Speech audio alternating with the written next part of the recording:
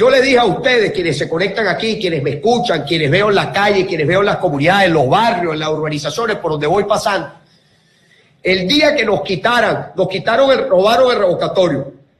Sabemos todo lo que la gente piensa del diálogo. Y ahí quiero poner un asterisco. Nosotros, este servidor que está aquí, el partido nuestro, y bueno, se le enviará también, se le dirá la unidad. Nosotros no aceptamos más al señor Rodríguez Zapatero, que él quiera ser un mediador ante la eventualidad de un diálogo. Nosotros no aceptamos, y si aquí está la prensa española, se lo digo, nosotros no aceptamos, ya se lo dijimos al país de España, el señor Rodríguez Zapatero, nosotros no lo aceptamos más para que él sea agente del gobierno de Maduro, sea mediador del gobierno, pero nosotros no lo aceptamos. A mí no me engaña más, a nosotros no nos va a engañar más. Rodríguez Zapatero, que es en su país.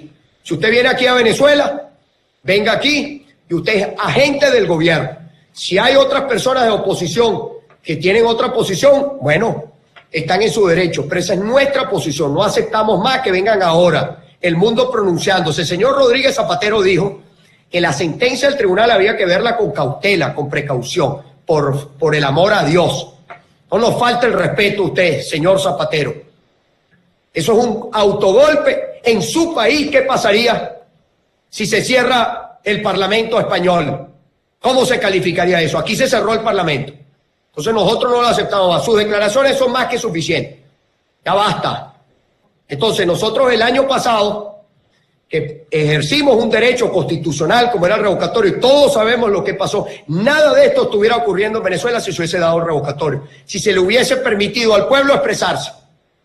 No, se lo robaron.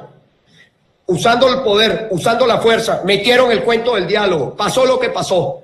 Año 2017, le dijimos a la gente, nosotros el día que aquí nos quiten el derecho a tener elecciones, ese día podemos decir que se acabó la democracia. Entramos en dictadura.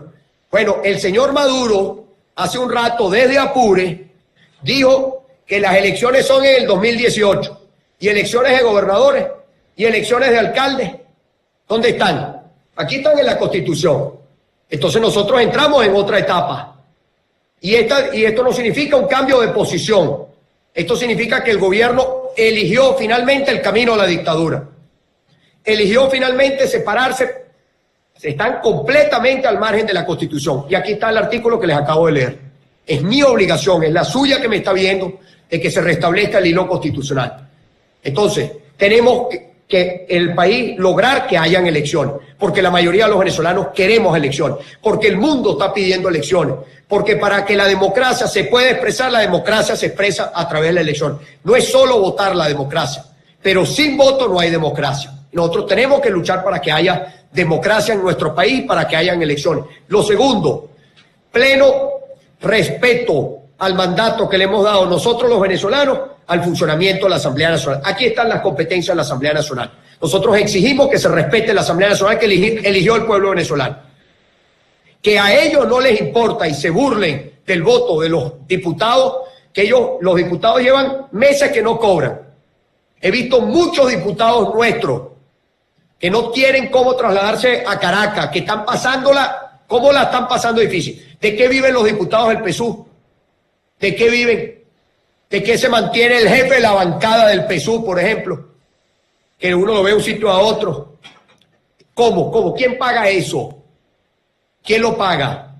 Entonces, nosotros exigimos, como es en cualquier país donde hay democracia, se respete la Asamblea Nacional y las competencias y el mandato que le dimos nosotros. Tercer punto, liberación de los presos políticos.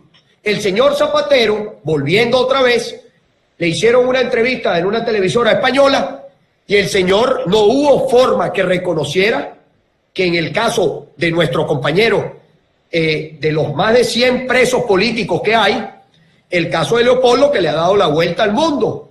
Y usted va a España y usted pregunta y allá sabe. Y usted va a Colombia y usted pregunta y allá sabe. Bueno, el señor Zapatero no quiso calificar que Leopoldo era un preso político, por ejemplo.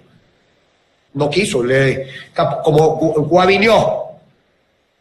Vuelvo y reitero, señor Zapatero, nosotros no lo aceptamos más a usted, que mañana le digan Nosotros no lo aceptamos más a usted como usted es agente del gobierno. Basta. Y no vamos aquí ahorita las caras, la falsedad, la hipocresía. No, señor, ya basta.